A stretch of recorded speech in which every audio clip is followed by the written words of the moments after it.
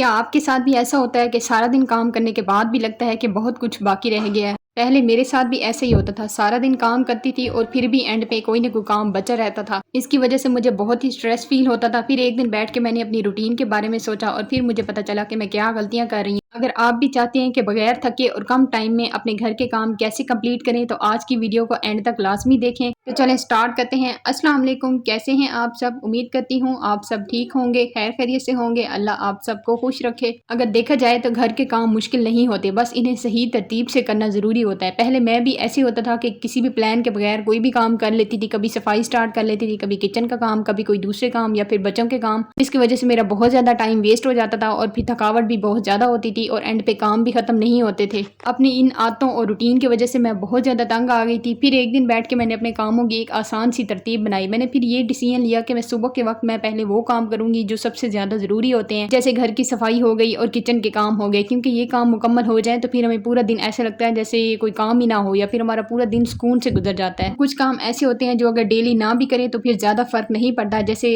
کپڑے آئرن کرنے ہو گیا یا پھر اسٹیچنگ والا کام ہو گیا یا پھر کوئی اور بھی ایڈیشنل کام ہوتے ہیں، تو انہیں ہم دوسرے ٹائم کے لیے بھی چھوڑ سکتے ہیں۔ اگر آپ بھی اپنے گھر کے کاموں کو آسان بنانا چاہتی ہیں تو اس کے لیے سب سے پہلے میں آپ کو یہ مشورہ دوں گی کہ آپ اپنے کاموں کی ایک چھوٹی سی لسٹ بنا لیں۔ لازمی نہیں ہے کہ آپ پیپر پینسل لیں، اس پہ لکھیں، آپ اپنے مائنڈ میں بھی بنا سکتی ہیں۔ جو ضروری کام ہے ان کو پہلے کریں اور ایک وقت میں مطلب ایٹ اے ٹائم آپ ایک ہی کام پہ فوکس کریں۔ اور جیسا کہ آپ جانتے ہیں کہ آج کل اتنی شدید گرمی کا موسم ہے، تو اس موسم میں کیا کرتی ہوں کہ صبح نماز اور تلاوت کے بعد ہی صفائی میں سب سے پہلے ختم کر لیتی ہوں۔ اس کے بعد پھر میں ناشتہ وغیرہ اور کچن کی طرف آتی ہوں، کیونکہ پھر ناشتہ بنانا، برتن دھونا، دوپہر کا کھانا وغیرہ بنانا، وہ پھر سارا میں اکٹھا کر لیتی ہوں۔ اس طرح پھر مجھے صفائی کی ٹینشن نہیں ہوتی، کیونکہ ایک تو بہت زیادہ دھوپ آ جاتی ہے، گرمی ہو جاتی ہے اور پھر بچے بھی تنگ کرنے لگ جاتے ہیں۔ دونوں چھوٹے بچے ہیں تو ان کو پھر ڈیلی نہلانا، دن میں 2 سے 3 بار ان کا نہلانا چینج کرانا، تو پھر وہ بھی اچھا خاصا کام ہوتا ہے بچوں کا بھی۔ آج بھی صبح میں نے جلدی سے جھاڑو وغیرہ لگا لیا تھا، اس کے بعد پھر میں نے موپنگ وغیرہ کی اور ڈسٹنگ وغیرہ کی، سارا کام میں فنش کر کے اس کے بعد پھر میں کچن میں آ گئی تھی۔ ناشتہ تو ہم نے پہلے ہی کر لیا تھا۔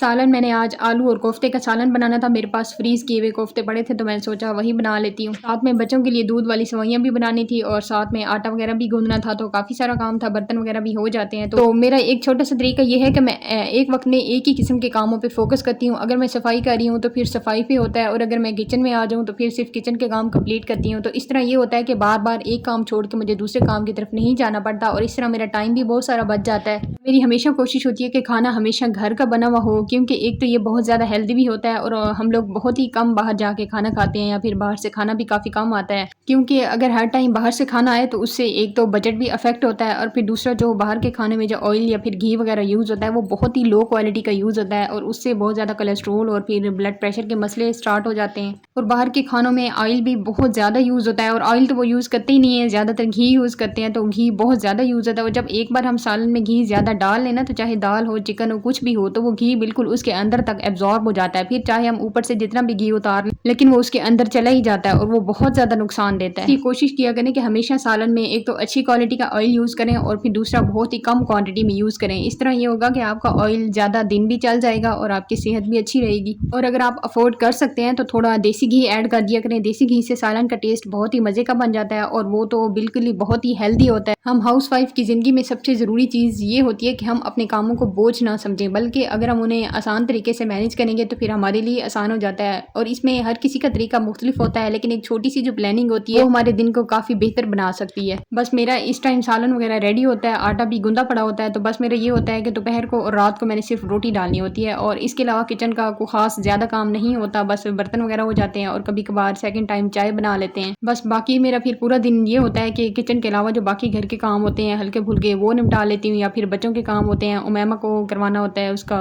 سمر ورک کرانا ہوتا ہے، یا پھر اسماویہ کے بھی چھوٹے موٹے کام ہو جاتے ہیں۔ مطلب آپ جانتے ہی ہیں اگر چھوٹے بچے گھر میں ہوں، جیسے اسماویہ 1.5 سال کی ہے، تو اتنے سے بچے ہوں تو پھر مدر کو تو ہر ٹائم ایکٹیو رہنا ہی پڑتا ہے۔ لیکن ان سب چیزوں میں ہم سب ہاؤس وائف کو کوشش کرنی چاہیے کہ گھر اور بچوں کے ساتھ ساتھ اپنی جو ذات ہے اس کے لیے بھی ایک بیلنس بنا کر چلنا چاہیے، کیونکہ اگر ہم خود کو بالکل اگنور کر دیں گے تو پھر تھکن اور پریشانی ہماری بڑھ جاتی ہے اور ہماری صحت بھی خراب ہوتی ہے۔ خیر کوفتے بنانے کے لیے میں نے سب سے پہلے اس کا جو تھے نا پیاز اور ٹماٹر وغیرہ کاٹ کے، اور جو ادرک لہسن تھا اس کا میں نے آج پیسٹ نہیں بنایا تھا، ان سب کو میں نے آئل میں فرائی کر لیا تھا، اور پھر ان کو میں نے ٹھنڈا کر کے نا پھر میں نے ان ان کو گرائنڈ کر لیا تھا، اور ساتھ میں بچوں کے لیے سوئیاں بنانے کے لیے بھی پہلے میں نے تھوڑا سا پانی بوائل کر لیا تھا اور پھر اس میں نے سوئیاں ڈال دی تھی۔ اس طرح یہ ہوتا ہے کہ اگر آپ کے پاس دودھ کم ہو نا تو پھر آپ پہلے پانی میں بوائل کر لیں تو پھر اس طرح دودھ کم لگتا ہے اور سوئیاں بھی بہت ہی مزے کی بن جاتی ہیں۔ جیسی سوئیاں ریڈی ہو گئی تھی اس کے بعد پھر میں نے کوفتوں کو بھی فرائی کر لیا تھا کیونکہ وہ ڈی فروسٹ ہو گئے تھے، اور ساتھ میں تھوڑے بہت برتن ہو گئے تھے، ان کو میں نے واش کر لیا تھا۔ اور آٹا تو میں ہمیشہ ایسے ہی گوندتی ہوں کہ تھوڑا سا میں پہلے اس کو کمبائن کر کے رکھ دیتی ہوں، تو پھر تھوڑی دیر کے بعد میں اس میں نمک وغیرہ ڈال کے اس کو دوبارہ گوند لیتی ہوں۔ اگر آپ اس طرح آٹا گوندیں گی نا تو کبھی بھی آپ کے شولڈر میں پین نہیں ہوگا اور نہ ہی آپ کا زیادہ زور لگے گا۔ اور یہ سب کرنے تک میرا سالن بالکل ریڈی ہو گیا تھا، اور آپ نے دیکھ لیا تھا کہ سالن میں نے زیادہ آئل یوز نہیں کیا، میں بہت ہی کم آئل ڈالتی ہوں۔ اس کے بعد میں نے بچوں کو دہی کھلانی تھی تو اس میں نا دہی میں ہمیشہ پاؤڈر شوگر یوز کرتی ہوں کیونکہ دوسری شوگر ہم ڈالیں تو اس کو مکس کرنے میں کافی ٹائم لگ جاتا ہے۔ یہ پھر مغرب کی نماز کے بعد ہم لوگ آئے تھے بازار، اور میں نے کچھ